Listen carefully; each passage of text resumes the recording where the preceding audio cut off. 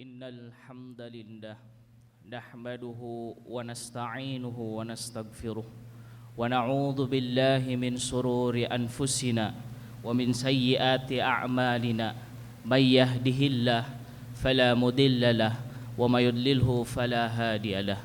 Asyhadu an la ilaha illallah wa asyhadu anna Muhammadan abduhu wa rasuluh, amma ba'd. Qala Allah Ta'ala fil Qur'anil Karim, a'udzu billahi minasyaitonir rajim. Ya ayyuhalladzina amanu taqullaha haqqa tuqatih wa la tamutunna illa wa antum muslimun. Wa qala aidan, ya ayyuhalladzina amanu taqullaha wa qulu qawlan sadida yuslih lakum amwalakum wa yaghfir lakum dhunubakum wa may yuti'illaha wa rasulahu faqad faza fawzan 'azima. Hadirin ikhwatu iman, jamaah salat Jumat yang dimuliakan Allah Subhanahu wa taala. Pertama-tama mari kita panjatkan syukur kepada Allah Subhanahu wa taala atas nikmah yang selalu Allah berikan kepada kita. Baik itu nikmat Allah selaku Khalik, selaku Rabbun bagi kita makhluknya yang senantiasa dalam setiap kehidupan kita diatur, dijaga, diperhatikan dan diberikan rizki oleh Allah Subhanahu wa ta'ala.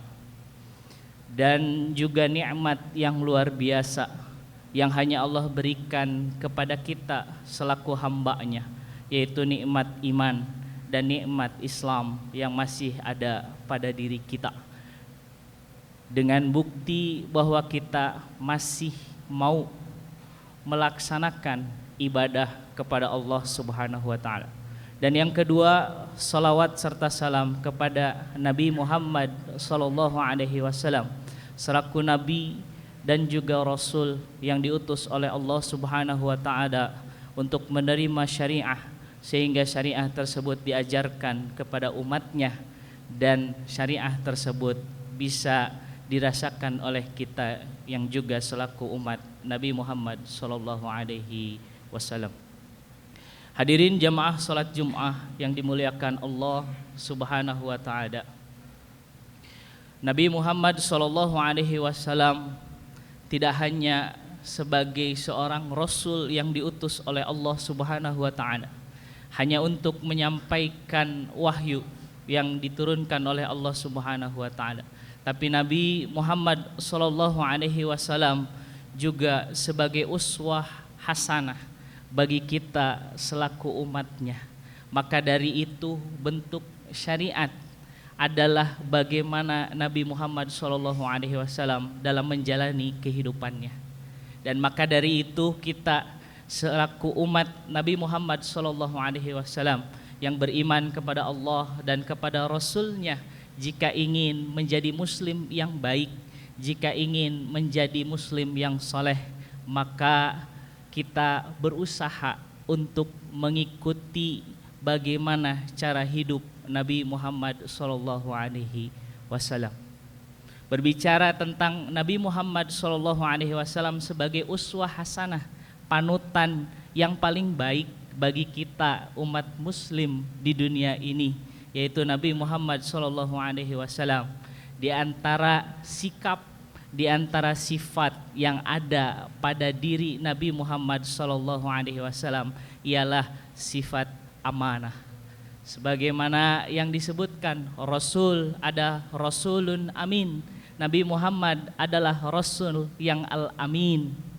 Kita tahu bahwa sifat-sifat Rasul banyak, tapi ketika kita peras, kita saring sifat-sifat Rasulullah sallallahu alaihi wasallam, maka semua akan berinduk kepada sifat Rasul Al-Amin.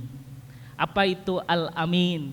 Ada yang menerjemahkan Al-Amin dengan orang terpercaya, ada yang menerjemahkan Al-Amin dengan orang yang mampu dipegang omongannya, mampu dipegang tanggung jawabnya.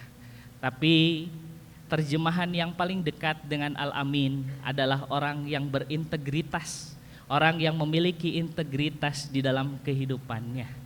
Maka al-amin satu akar kata dengan sikap atau sifat amanah.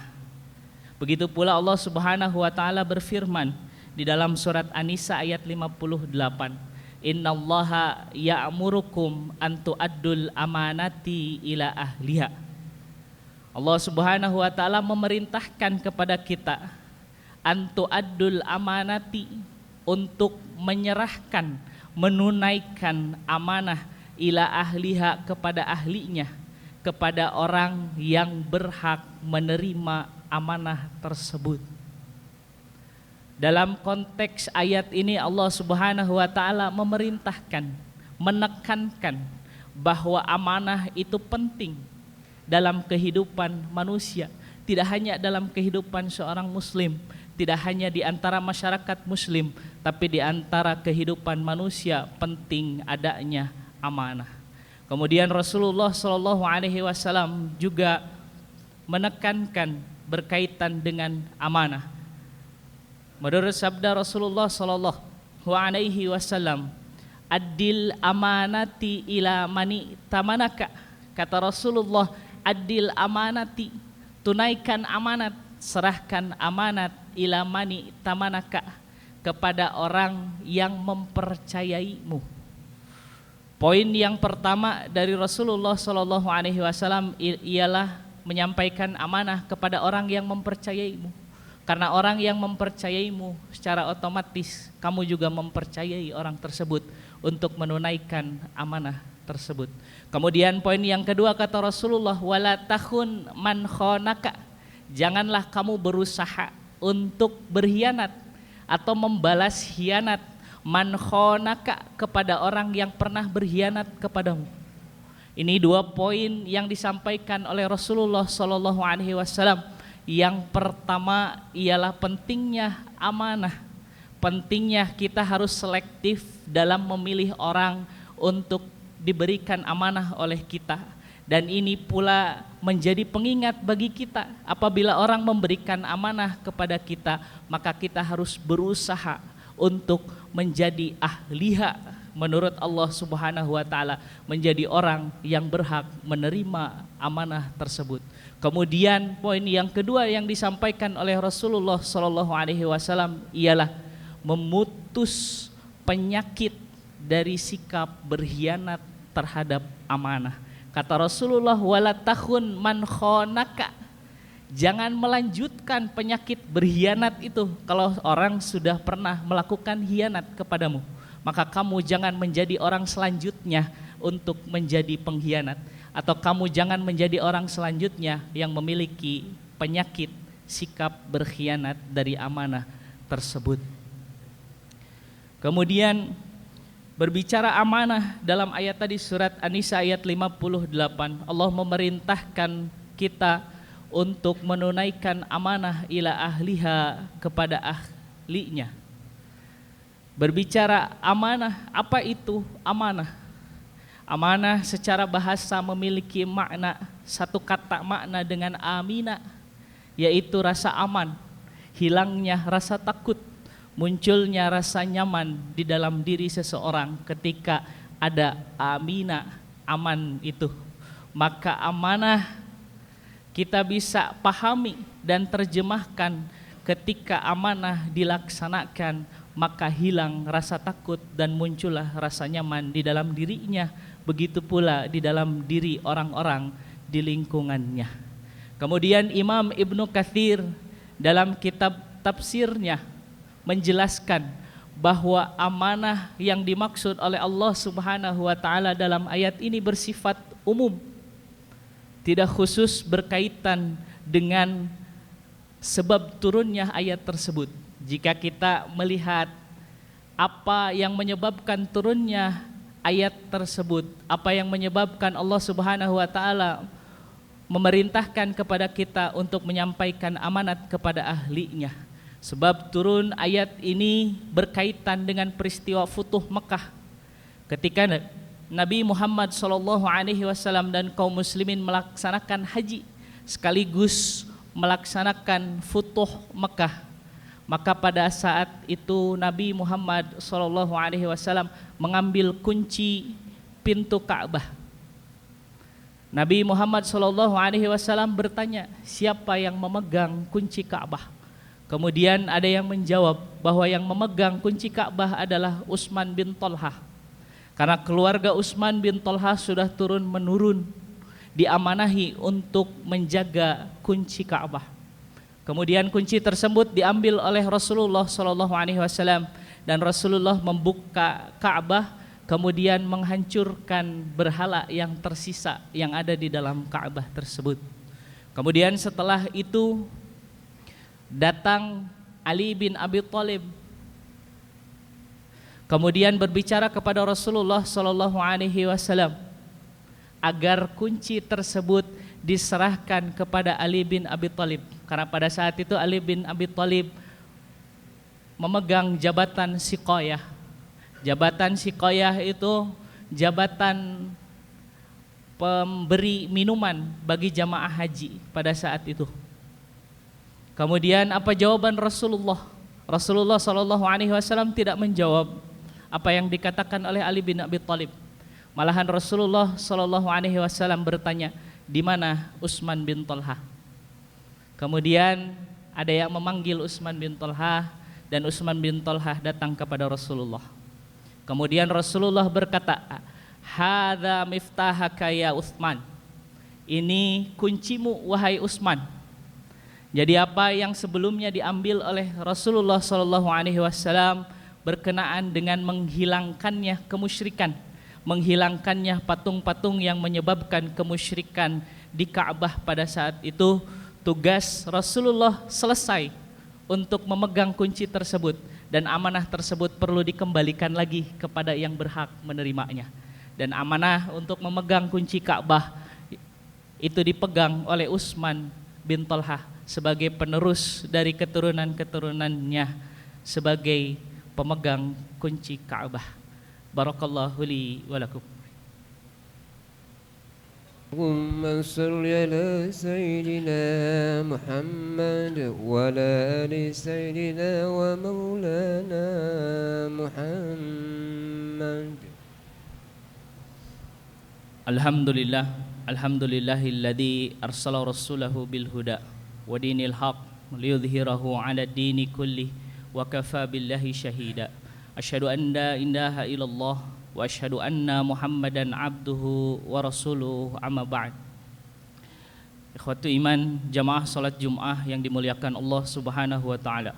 Menurut Imam Ibnu Katsir dalam tafsirnya mengenai amanah, amanah itu terbagi pada dua bagian. Yang pertama menyangkut hak-hak Allah Subhanahu wa taala kepada hambanya. Ini amanah kita selaku hamba Allah Subhanahu wa taala untuk menjalankan syariat, untuk menjalankan perintah Allah Subhanahu wa taala. Ini hak amanah yang paling mendasar, amanah yang paling mendasar dalam kehidupan kita sebagai seorang muslim adalah menjalankan syariah dan perintah Allah Subhanahu wa taala. Kemudian yang kedua ialah hak sesama manusia, hak sesama hamba Allah Subhanahu wa taala. Ini berkaitan dengan hak sesama manusia ketika seseorang memberikan amanah, menyerahkan kepercayaan kepada orang lain, maka orang tersebut perlu menjaganya dan berusaha untuk menunaikan amanah tersebut. Kenapa seorang muslim wajib melaksanakan amanah yang dititipkan oleh saudaranya atau yang dititipkan oleh orang lain? Karena ini berdasarkan pada keimanan kita, berdasarkan pada amanah kita kepada Allah Subhanahu wa taala untuk menjaga, melaksanakan syariat, melaksanakan perintah Allah Subhanahu wa taala. Kemudian Allah Subhanahu wa taala mengingatkan, ya ayyuhalladzina amanu la takhunullaha wa rasula wa takhunu amanatikum wa antum ta'lamun. Kata Allah Subhanahu wa taala, wahai orang-orang yang beriman. Allah menekankan pada ayat ini kepada orang yang beriman secara khusus. La takhunullaha war rasula. yang paling awal, yang paling mendasar adalah janganlah kalian berkhianat atau meninggalkan amanah kepada Allah dan Rasul-Nya, yaitu menjalankan syariat, menunaikan perintah Allah Subhanahu wa taala. Wa takhunu amanatikum, dan janganlah kalian berkhianat kepada amanah-amanah yang sudah diserahkan kepada kalian. Wa antum ta'lamun, sedangkan kalian sudah mengetahui bahwa amanah itu penting, perlu dijalankan, bahwa amanah itu penting, perlu disampaikan kepada ahlinya. Maka dari itu Rasulullah Shallallahu Alaihi Wasallam bersabda, "Idza daya'atil amanah fantadiris sa'ah." Apabila sudah diabaikan amanah, apabila sudah tidak dihiraukan lagi amanah, fantadiris sa'ah, maka kata Rasulullah Shallallahu Alaihi Wasallam, tinggal menunggu saja hari kiamat. Karena balasan bagi orang yang berkhianat terhadap amanah itu balasannya sangat berat nanti di akhirat. Dan kalimat Rasulullah SAW fantadiris sa'ah mengenai orang yang mengabaikan amanah ini merupakan tanda dari kiamat ketika orang sudah banyak mengabaikan amanah. Demikian yang bisa disampaikan pada khutbah Jum'ah kali ini. Mudah-mudahan apa yang disampaikan menjadi ibrah khususnya bagi khatib, umumnya bagi kita semua, dan mudah-mudahan kita dapat mengambil pelajaran dari apa yang sudah disampaikan. Aqulu qauli hadza wastaghfirullahi li wa lakum. Ya Rabbana la tuzigh qulubana ba'da idh hadaitana wa hab lana min ladunka rahmah. Rabbana innaka antal wahhab. Rabbana hab lana min ladunka rahmah innaka antal wahhab. Rabbana hab lana min azwajina wa dhurriyyatina qurrata a'yun waj'alna lil muttaqina imama. Rabbana atina fid dunya hasanah wa fil akhirati hasanah. Aqimis shalah. Allahu akbar, Allahu akbar. Asyhadu an la ilaha illallah.